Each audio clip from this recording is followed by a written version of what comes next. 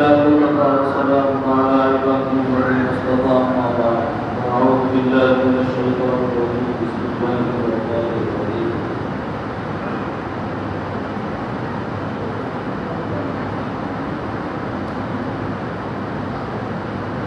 এতক্ষণ আলোচনা হয়েছে মাগরিবের পর থেকে যে পর্যন্ত আলোচনা হইতেছে আলহামদুলিল্লাহ আলেম তরবিয়ত হইল দিনী রাস্তা হইল এখন শেষ পর্যায়ে আমাদের যে আলোচনা করার কথা বলা হয়েছে পূর্বে আলোচনা আমি করছি আমার ফিকিরের বয়ানের ফাঁসে ওই সময় হয়তো অনেকেই ছিলেন অনেকেই ছিলেন না নামাজ এটা হলো আল্লাহ পাকের আদেশ নামাজ রোজা হজ যাকাত ইত্যাদি এগুলো যদি কেউ অবহেলা করে তাহলে ইচ্ছা করলে আল্লাহ পাক তাকে ক্ষমা করে দিতে পারেন যদি কেউ মাপ চায় আল্লাহর কাছে ক্ষমা চায় আল্লাহ তাআলা মাফ করে দিতে পারেন এটা আল্লাহ পাকের ইখতিয়ার কিন্তু বান্দার একটা হক আছে কি বলেন আছে কি নাই আমার দ্বারা আপনি কষ্ট পান এটা কি আপনি কখনো আশা রাখেন আমি আপনার দ্বারা কষ্ট পাই এটা কি আমি কখনো আশা রাখি এক মুসলমান আরেক মুসলমানের ভাই আল মুসলিমু আখুল মুসলিম এক মুসলমান আরেক মুসলমানের কি ভাই ভাই আমরা মুজাহিদরা একসাথে যমুনায় যাই একসাথে যমুনার দিকে আসি ওই সময় তো আন্তরিকতা মোটামুটি ভালোই থাকে আসা যাওয়ার পথে যখন বাড়িতে চলে আসি তখন একজনের প্রতি আরেকজনের আন্তরিকতা দূর হয়ে যায় চলে যায় একজনের সমালোচনা আরেকজন করি একজন একটা ত্রুটি করছে সেই ত্রুটিটা সংশোধন না করে তার পিছনে লেগে পড়বে এই যে একটা বিষয় তা মারাত্মক একটা বিষয় প্রতিহিংসা মানুষকে জ্বালায় পোড়ায় শেষ করে দেয় ছাই করে দেয় এই জন্য এই প্রতিহিংসা দিলের থেকে বের করতে হবে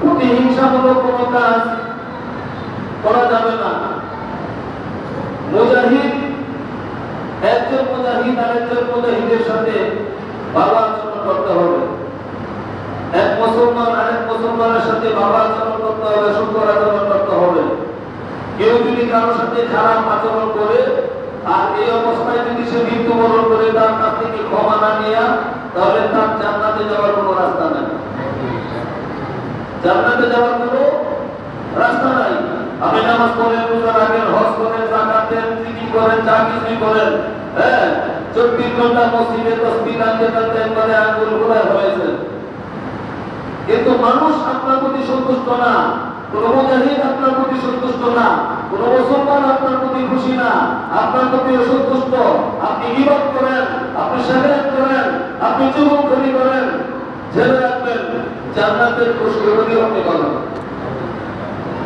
জান্নাতের খুশখবরি পাবেন এই জন্য একজনের সাথে আরেকজনের সম্পর্ক বজায় রাখা ধরো আগে বলছি আমরা যখন জন্মলায় যাবো তো খেদমতের জন্য নিজেকে প্রস্তুত করবো খেদমত ময়দানে দেখেন আমাদের মুজাহিদরা আছে যারা আল্লাহর জন্য কাজ করে নিজের জীবনটাকে বিলীন করে দেয় পায়খানা পরিষ্কার করতেছে দেশ পরিষ্কার করতেছে আপনাকে ময়লা ফেলায় স্তূপ ফেলায় দিছি এগুলি এদের নাকে মধ্যে দুর্গন্ধ লাগে না ওদের কাছে ঘৃণা লাগে না ওরা এরকম ভাবে কাজ করে যেন হ্যাঁ অত্যন্ত আন্তরিকতা নিয়ে আর এই খেদমতের দ্বারা তারা আল্লাহর সন্তুষ্টি অর্জন করতেছে তা আমি পারি না এতে যখন যাওয়া হয় আমরা দেখি কাবেলার লোকজন যারা এই হাতিবাতি নিয়ে যান তারা আবার হাতিবাতি উঠায় অন্যান্য লোকেরা অনেক লোকের আছে আগে থেকে এরকম কন্ট্যাক্ট করে দেয় আমি কিন্তু হাতিবাতির নাস্তা করতে পারব না পাঁচ শাক করতে পারব না আরে আপনি এই কথা কেন বলেন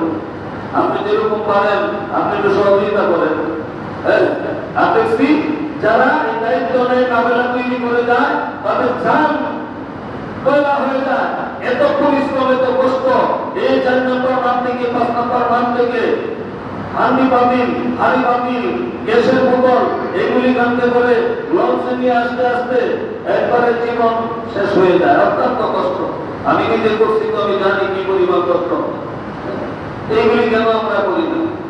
একটা কাপড়ের মধ্যে 20 জন 25 জন 30 জন লোক থাকে। এই 30 জন লোক মাত্র 2-4 জনে এই দায়িত্বটা পালন করে, বাকিরা তাদের কাছে আসে। এইরকম এই কাজগুলি করবো না। প্রত্যেকে একজনের প্রতি আরেকজনের প্রতি হবো। আর বিশেষ করে আমাদেরকে ঐক্যবদ্ধ থাকতে হবে। নিজেকে নিজে একতা ঐক্যবদ্ধ হয়ে আমাদের এলাকাতে বসবাস করতে হবে। তামাম দুনিয়ার সমস্ত মুসলিমদেরকে এক হতে হবে। সামনে আমাদের বিপদ আসতেছে, অত্যন্ত কঠিন মুসিবত মুসলমানদের সামনে আছে। ভারতে হামলা শুরু হয়েছে, কাশ্মীরে হামলা শুরু হয়েছে, আফগানিস্তানে হামলা হয়েছে, ফিলিস্তিনে হামলা চলতেছে। মুসলমানদের বিরুদ্ধে কেউ সামনের দিকে অগ্রসর হয়ে আসবে না। এই জন্য নিজেকে ইমানি তাজাল্লিতে ইমানি শক্তি নিয়ে সামনের দিকে অগ্রসর হতে হবে। ভারতকে জবাব দিতে হবে, কাশ্মীরকে আজাদ করতে হবে, ফিলিস্তিনকে আজাদ করতে হবে। এই কাজগুলি করার জন্য প্রত্যেকটা মুসলমান ঐক্যবদ্ধ হতে হবে। একজনের শক্তি আরেকজন হলে হবে না। মুসলমান যদি এই মুহূর্তে ঐক্যবদ্ধ না হয় তাহলে সকলের মতো ঠুকরায়া দুশ্মনের আপনাকে আমাকে খেয়ে শেষ করে দেবেন। এই জন্য মুজাহিদ একজনকে আরেকজন অবহেলা করবেন না। ঐক্যবদ্ধ একটা দলের ভিতরে থাকেন, সাংগঠনিক নিয়ম কানুন মানিয়ে চলেন। এক মুসলমান আরেক মুসলমানের পাশে থাকেন।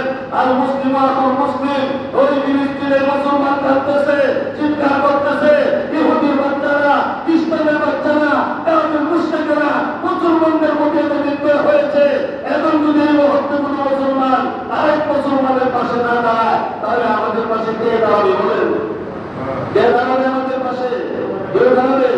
কেউ আমাদের পাশে দাঁড়াবে না। কাজে আমাদেরকে ঐক্যবদ্ধ হয়ে ইমানি শক্তিতে বলিয়ান হয়ে সামনের দিকে অগ্রসর হতে হবে।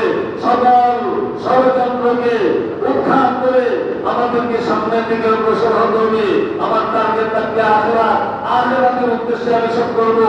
আমি আপনাকে ভালোবাসি আল্লাহর জন্য, আপনাকে মহব্বত করি আল্লাহর জন্য, আপনার সাথে চলাফেরা করি আল্লাহর জন্য, আপনার খেদমত করি আল্লাহর জন্য, নামাজ পড়ি আল্লাহর জন্য, রোজা রাখি আল্লাহর জন্য, যা কিছু করি সবকিছু আল্লাহর জন্য করি। জিহাদ করবো আল্লাহর জন্য। আল্লাহ পাক আমাকে মাল দিয়েছেন, আল্লাহ পাক আমাকে জান দিয়েছেন। সেই জান এবং মাল দিয়ে জিহাদ করে আল্লাহর জমিনে আল্লাহর দ্বীনকে প্রতিষ্ঠা করতে হবে।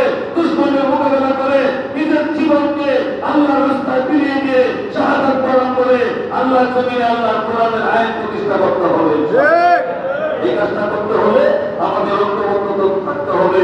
এই জন্য আমি সকলকে আহ্বান করবো, সাবধান, কেউ কারো সমালোচনা করবো না, কারো বিরোধিতা করবো না। একজন আরেকজনকে আগে বাড়াইবার জন্য আমি নিজে শুরু হয়ে থাকবো, আরেকজনকে উপরে উঠে দিব। আল্লাহ আমাদের সবাইকে কবুল করুন। সকলে বলে আমিন। ওয়া আখিরু দাওয়ানা আলহামদুলিল্লাহি রাব্বিল আলামিন।